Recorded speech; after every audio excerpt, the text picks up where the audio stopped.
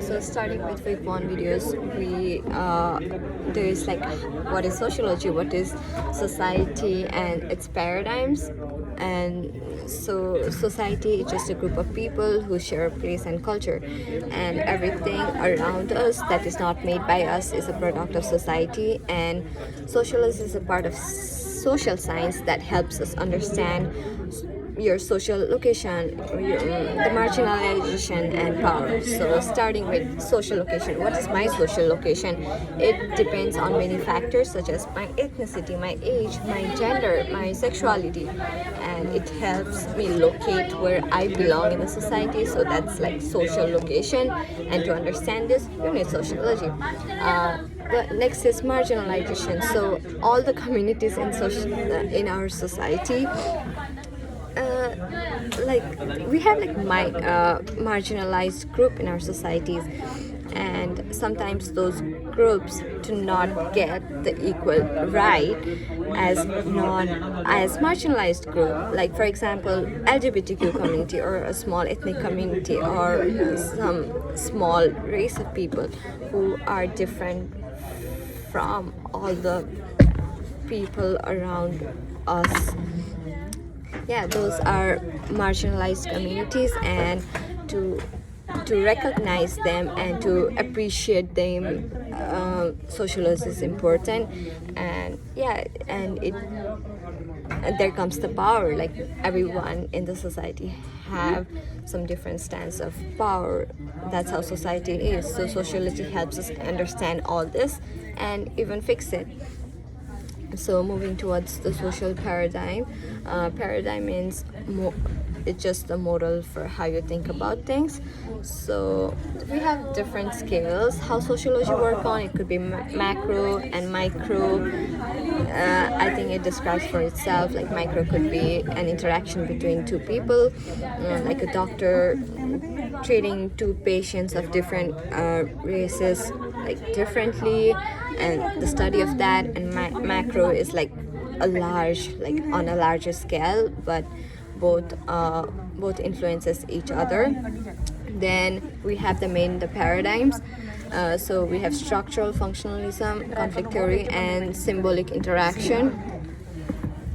So structural functionalism sees society as a complex system with like its interrelated parts, which work together to maintain the stability.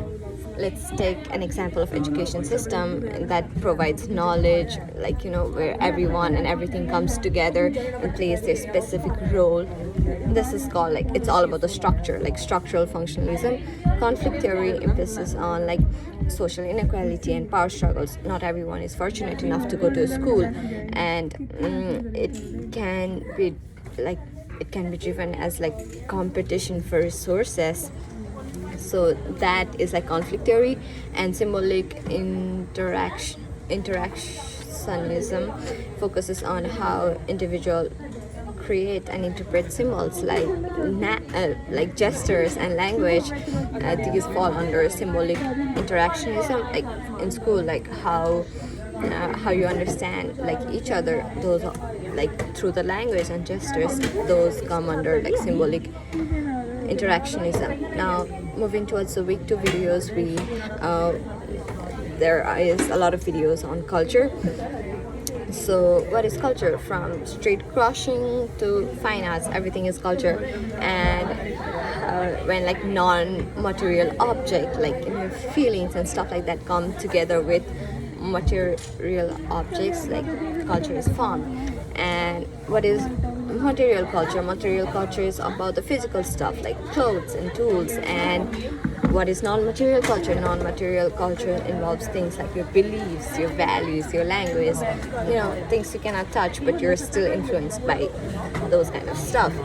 So why it is important? So in why it is important to learn about language and cultures and stuff like that. So so that we can interpret things our own way, like the language we use can shape our thoughts and perception of world. In simpler terms, like the way we are and express ourselves, like it's important for that. Like example of this is in Spanish, is it's like feminine, is known as feminine, but in German it's known masculine. So we all see world through our own cultural lenses, and language and symbols and norms, these are necessary to interpret things around us. And we have like cultures, subcultures, and countercultures. So culture is the way of life for a whole group, including like what they do and what they do believe in.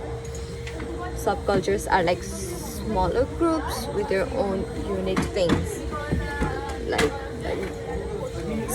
subcultures coexist in a culture, and like countercultures are the group that go against and challenge the other cultures.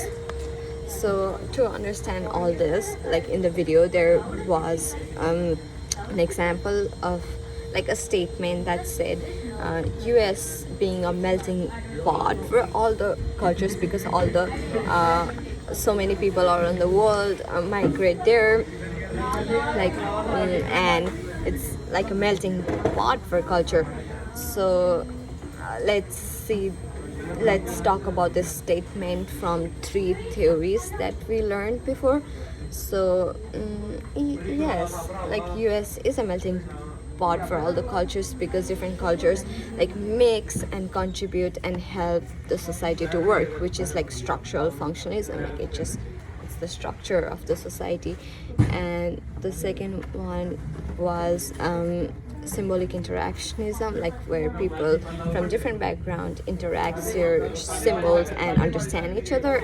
Like it could be an example of symbolic interactions. And conflict theory, there could be conflicts over culture and like power struggles.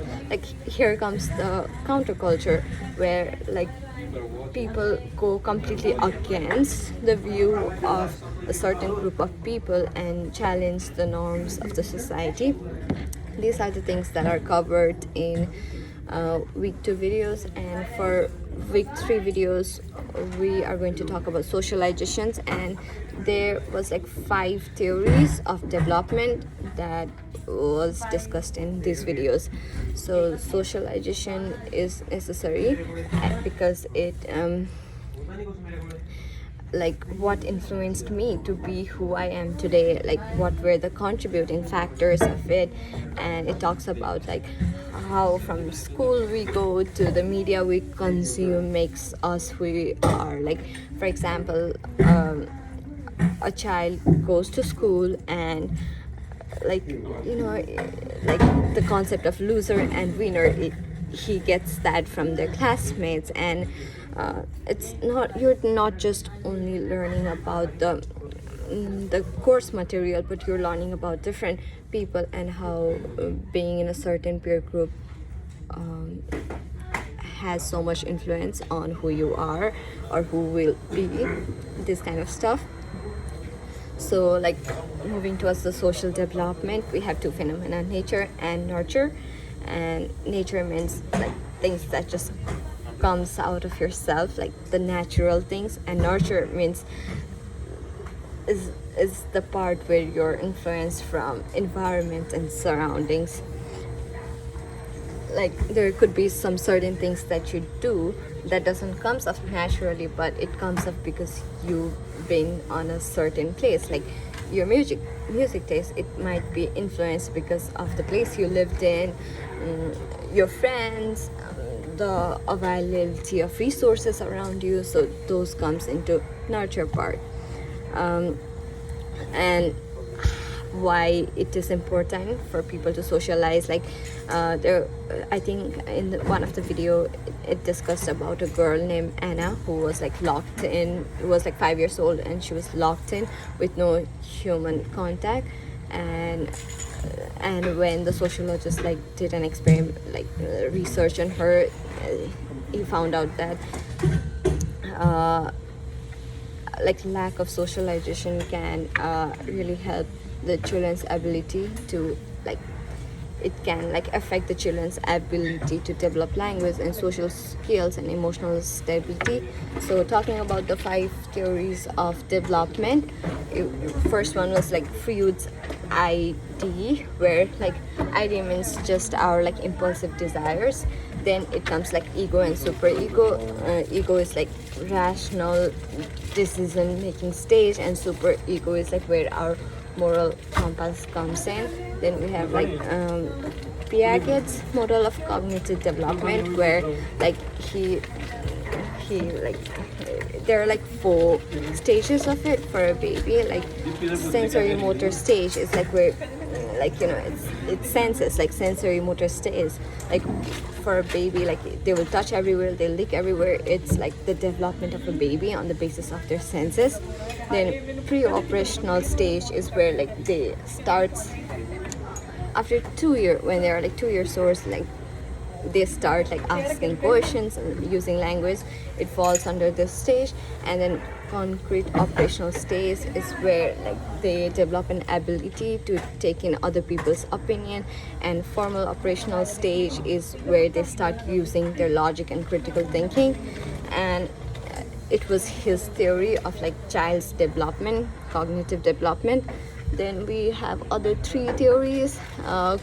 Kohlberg's theories say like people grow in how they think about right and wrong from like self-interest and like universal principle. Like it mainly talked about like how law can not always be right, like few like in so many countries, yet still like marrying like marriages of like same gender, it's still considered crime, which is like wrong.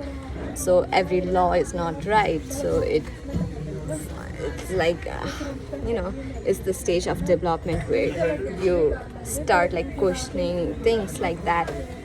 And Gillian's theory adds that man and woman might see like things differently. It's like it emphasis on gender. Then Mead's theory is more about like symbolic interactionism, and it suggests that our sense of self-development, like we develop through like social interactions and communications with other, and what we see,